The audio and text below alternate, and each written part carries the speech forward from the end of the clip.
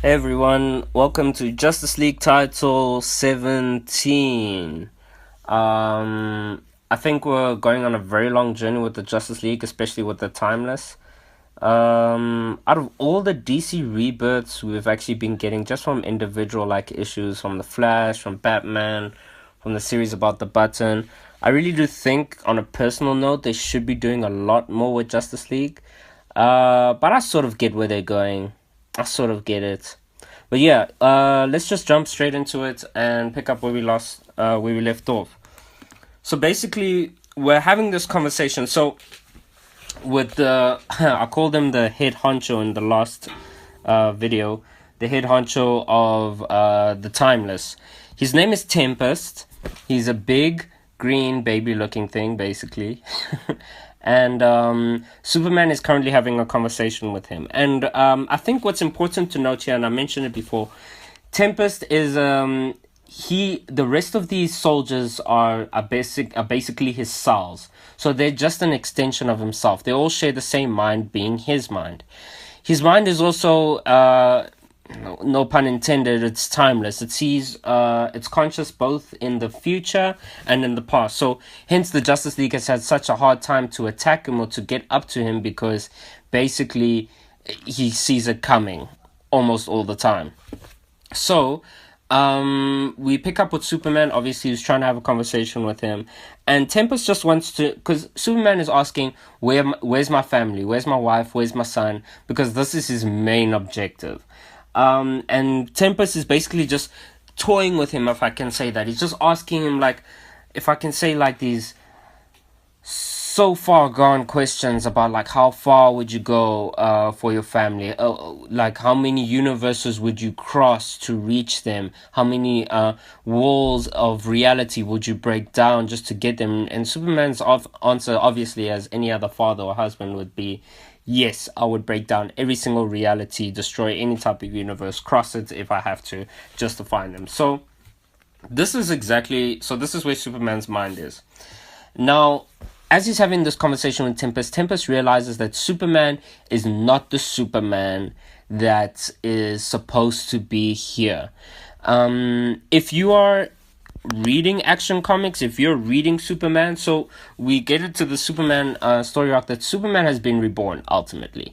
And the New 52 Superman has fused together with pre-New 52 Superman. It's sort of like they're the same person. Both their stories have been written the same. They are the same. Superman's just been reborn. And Tempest senses this, but he also senses that him and his family are not supposed to be here, basically. There's a different Superman that needs to be written here, and it's not him. And Superman, obviously, he's tired. He's tired of being toyed around with this. So obviously, he goes to attack Tempest.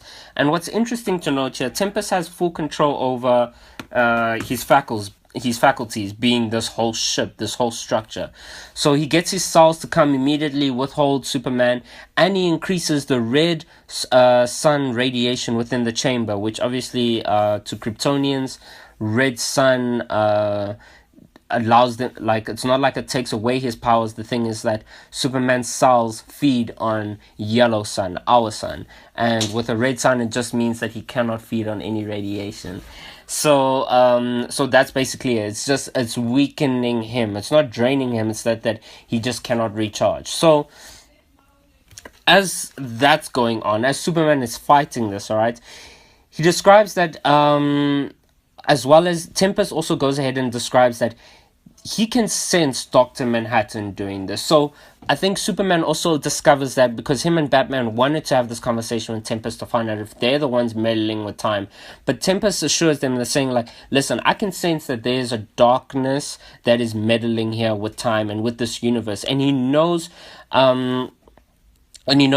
everything about the multiverse. So this is obviously, we can see that Dr. Manhattan, or what's going on with Dr. Manhattan, sits way above even the Timeless, who we're seeing here is almost like a deity, or they are responsible for time. So it seems like they go around and they do this a lot. They manage time, but and they fix it and rewrite and work things the way it's supposed to happen.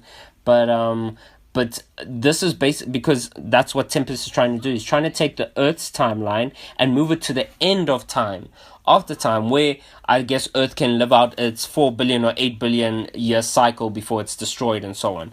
And he basically also wants to rewrite the superheroes and these superpowers out of it because of this. It's sort of like because of this power, it just invites more challenge, and it's obviously inviting Doctor Manhattan and the Watchmen to come here and meddle with time and the universe as well.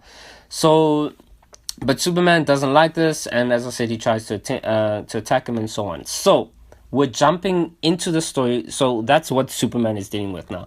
Jumping back into what Wonder Woman is happening here. What's happening with her is that. Obviously, I gave a brief background in my previous video about how the Olympians rose to power and how they had to defeat Cronus and the rest of the Titans and so on. So Cronus is obviously absorbing the other Olympians, and Diana asks Zeus for help, basically. So, and they do recognize that Diana seems like someone familiar, but, and obviously within Wonder Woman's story arc, she's lost a lot of things when it comes to Paradise Island, where Themyscira, where she's from. So she feels like her mother has told her tales of this story about how Zeus, defeated Cronus, but obviously this must have happened in its timeline. If you have to go into the whole thing of time travel and the ripple effect and so on, the butterfly effect, I think you'd get what I'm trying to say. So Zeus agrees, and he says, yeah, okay, Diana, I'll help you as long as you help us to defeat Cronus. So she goes ahead, she strangles Cronus with her lasso. They go ahead and they fight him, and they basically destroy Cronus. All right. Then there's the Flash. So we pick up with the Flash. All right. So the Flash deduces this. All right.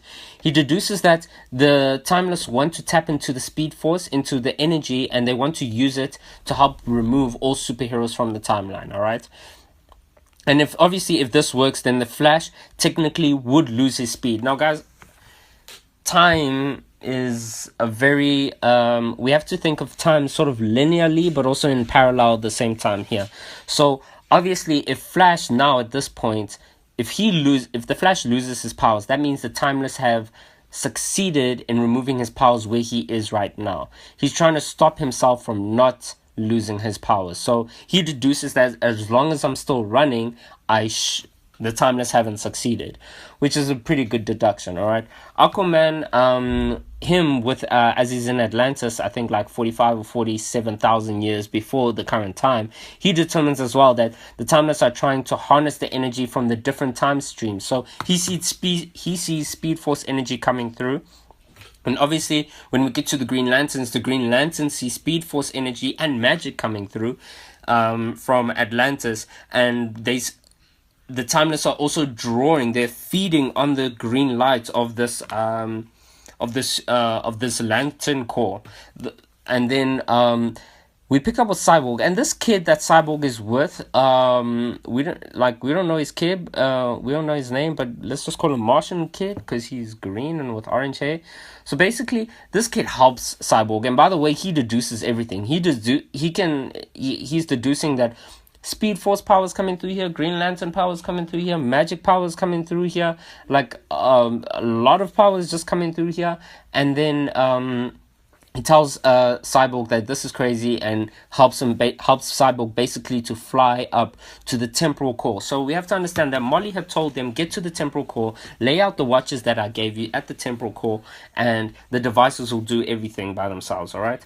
So as Cyborg leaves to go and do this, we pick up with the Infinity Corporation. They are watching what's this conversation that Superman is having with Tempest. And obviously Tempest increases the red sun radiation because Superman is putting up a pretty good fight, but Superman is also sort of letting Tempest know, like, listen, my friends, the Justice League, they will handle this, all right? So but Tempest, what we find out here as well with Batman and the Infinity Corporation, quick background, because I did some research on the Infinity Corporation. Sorry, I'm very new to this. So the Infinity Corporation, all these kids here at the Infinity Corps, they are relatives, if I can say that, they are related. They are children of Lex Luthor.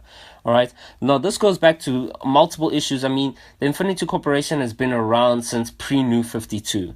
All right. So, basically, this building here that they're in, it can time travel. All right. So, they're time travelers, basically. They go around and they do their thing, and they have their own concerns about how to save the multiverse in different facets and different timelines and so on. So obviously, when Tempest is trying to rewrite history and get rid of superheroes, they pick up on this and they're not liking it. Hence, they're helping Batman and Superman. So what we get here is that Tempest reveals. All right, as Batman and the Infinity Corps is listening in with his conversation with Superman, he reveals that all realities are pivoting around Earth. All right, hence that's why he wants to move it. That he says that because of all the destruction and so on with Earth that's happening with Earth, it spills over into the rest of the universe. So he wants to protect the universe. That's his main goal here. His goal here is to protect the universe and to protect the timeline, all right? So that's why he's deciding to take Earth and move it to the end of time, all right?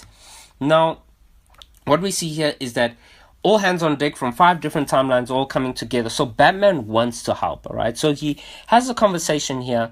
He has a conversation here with I think it's Alexis, all right? And not only Alexis, but also Jane here, one of the women here. He says, "Listen, will you help me out? Because you're obviously very influential with the fight with Rao." So, by the way, if anyone has any more history on Rao and the storyline with him and involving the Infinity Corps, please leave a comment below. I'd really like to know and learn from everyone here on the channel if they know anything I don't. But basically, so Alexis comes and says, "Hey, listen, follow me. I'll help you out, Batman, so you can go help out Superman." And boom, you see Lex Luthor. This is the New 52 Lex Luthor's suit. His Superman suit after the New 52 Superman died. Lex Luthor obviously took up the mantle of Superman for a bit, and he gives Batman basically the suit, which I think is pretty cool. It's a pretty big surprise, especially if you're just picking up comics right now, especially with the Justice League and so on. Everything is sort of very much intertwined, and you get small little hints here and there, which is really cool. So, all right, guys, we're gonna continue. I think this story arc actually has like 2 more issues to get through. We have to get through like 2 more issues, basically, 2 or 3. I think it's 3 more issues actually. But yeah, if you're liking this, please drop a like, drop a comment, especially about all the things that I don't know and I'm asking about as well. And let me know if you guys are liking this. Let me know how you think it can improve and so on. And yeah, and subscribe, please. And yeah, I'll catch you guys later. Cheers.